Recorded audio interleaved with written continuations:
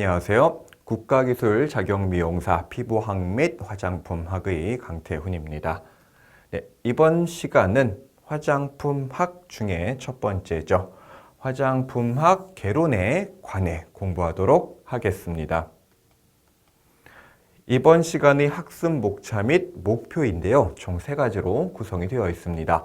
화장품의 정의, 그 다음에 기능성 화장품, 의약품, 의약외품, 마지막으로 화장품의 유형인데요. 첫 번째로는 정의 알아볼 거고, 두 번째로는 이 3가지에 대해서 알아볼 거고, 마지막에는 화장품의 유형이 어떤 것들이 있는지 알아보도록 하겠습니다. 네, 첫 번째, 화장품의 정의입니다. 화장품이란 무엇인가?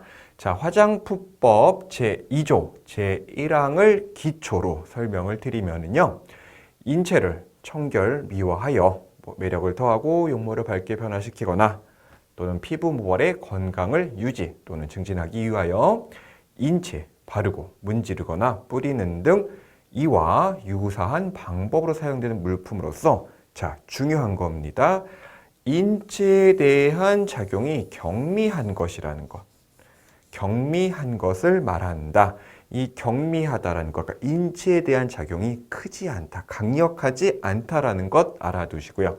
두 번째, 약사법 제2조 제4호의 의약품에 해당하는 물품은 제외한다라는 것. 쉽게 말해서 화장품은 의약품이 아니다라고 하는 거겠고요. 또 미용사 관련해서 우리 떠올려야 될 거, 의약품, 그 다음에 의료가 들어가는 단어, 의료기기, 의료행위, 또 마지막 뭘까요? 치료. 미용사와는 연관 없는 단어들이다라고 하는 것 반드시 알아둬야 되겠습니다. 네, 두 번째입니다. 기능성 화장품, 그리고 의약품, 의약외품에 관해 알아볼 텐데요. 역시 화장품법 제2조 2항을 기초로 설명을 해드리면은 다음 중 어느 하나에 해당되는 것을 기능성 화장품이라고 한다는 것. 그럼 어떤 것들이 있을까요? 첫 번째로는 미백에 도움을 주는 것. 두 번째로는 주름 개선. 자, 세 번째로는 피부를 곱게 태워주거나 태닝 제품이겠죠. 태닝 화장품. 자외선으로부터 피부를 보호하는데 자외선 차단제가 대표적이겠죠. 그리고 그 이외에는 모발에 관한 것들이 나와 있는데요. 미용사에 관련해서는 이 4가지를 알아두는 게 핵심입니다. 미백 화장품, 주름 개선에 도움을 주는 화장품, 태닝 화장품, 자외선 차단제.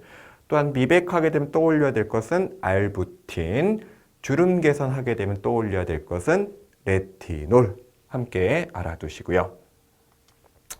자, 기능성 화장품의 범위입니다. 앞에서 배웠던 것이 연관이 되겠죠. 자, 피부에 멜라닌 색소가 침착하는 것을 방지하여 기미, 주근깨 등의 생성을 억제함으로써 피부에 미백에 도움을 주는 기능을 가진 화장품. 다시 말하면 미백 화장품에 대해서 자세히 설명을 한 거고요. 두 번째, 피부에 침착된 멜라닌 색소의 색을 엷게 하여 피부의 미백에 도움을 주는 기능을 가진 화장품. 역시 미백에 관한 것. 자, 그 다음에 세 번째, 피부에 탄력을 주어 피부에 주름을 완화 또는 개선하는 기능을 가진 화장품. 자, 네 번째, 강한 햇볕을 방지하여 피부를 곱게 태워주는 기능을 가진 화장품. 태닝 화장품이다라고 하는 것 알아두시면 되겠습니다. 자, 그 다음에 다섯 번째, 가장 중요한 거죠. 자외선 차단제를 의미하는 거겠죠. 자, 그 다음에 여섯 번째는 모발에 관한 것. 일곱 번째는 채모를 제거하는 기능. 여덟 번째는 탈모에 도움이 되는 것들이 해당이 된다라는 거고요. 앞에서 나왔던 미백, 자외선 차단제, 태닝, 그리고 마지막은 뭘까요? 주름 개선에 관한 거는 기능성 화장품의 범위에 해당된다라는 거 꼭 기억하면 좋겠습니다.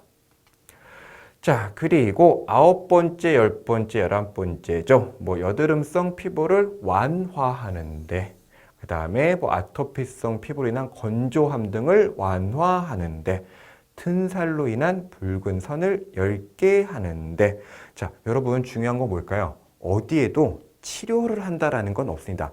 완화, 도움 이렇게만 표현을 하지 치료는 어느 것도 없다라는 것. 왜? 치료는 의사가 할 수 있는 행위라고 하는 것 알아두면 되겠습니다. 자, 세 번째로는 천연 화장품입니다. 천연 화장품이란 무엇인가? 동식물 및 그 유래 원료 등을 함유한 화장품으로서 식품, 의약품 안전 처장이 정하는 기준에 맞는 화장품이고요. 네 번째, 유기농 화장품입니다. 유기농 원료, 동식물 및 그 유래 원료 등을 함유한 화장품으로서 역시 동일한 사람이 정하는 기준에 맞는 화장품이다라고 하는 것. 다섯 번째, 맞춤형 화장품입니다. 제조 또는 수입된 화장품이 내용물에 다른 화장품의 내용물이나 식품 안전처장이 정하는 원료를 첨가하여 혼합한 화장품 또는 제조 또는 수입된 화장품 내용물을 소분 잘게 나눈 화장품이다라고 하는 것 알아두시면 되겠고요. 자, 의약품입니다. 의약품이란 화장품법이 아니라 약사법 제2조 제4항을 기초로 설명을 드릴 건데요. 다음 중 세 가지 어느 하나에 해당하면 의약품입니다.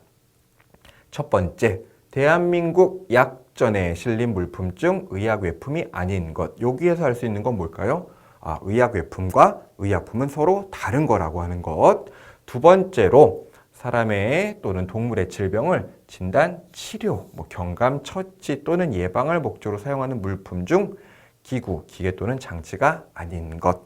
세 번째, 사람이나 동물이 구조와 기능에 양리학적 영향을 줄 목적으로 사용하는 물품 중 기구, 기계 또는 장치가 아닌 것이다라고 합니다. 자, 다음 의약외품입니다. 중요한 것은 의약품에 해당하지 않는다라는 거. 역시 의약품과 의약외품은 서로 다른 거겠죠. 그래서 다음 중 하나에 해당이 되는데요. 자, 보게 되면은 문구가 동일한 게 나옵니다. 사람이나 동물의 질병을 치료, 경감, 처치 또는 예방을 목적으로 여기까지는 의약품과 의약외품이 동일합니다. 뒷부분이 다르죠. 의약외품이란 섬유 고무 제품 또는 이와 유사한 것. 근데 의약품은 뭐였을까요? 기구, 기계 또는 장치가 아닌 것이라고 하는 것. 목적은 동일하나 그 목적을 달성하기 위한 형태가 서로 다른다는 거겠죠. 두 번째, 인체에 대한 작용이 약하거나 인체에 직접 작용하지 않으며 기구 또는 기계가 아닌 것과 이와 유사한 것. 화장품 역시 어때요? 인체에 대한 작용이 경미하다라는 것 떠올리시면 되겠고요. 세 번째, 감염병 예방을 위하여 살균, 살충 및 이와 유사한 용도로 사용되는 제제라고 하는 것도 의약외품이다라고 하는 것.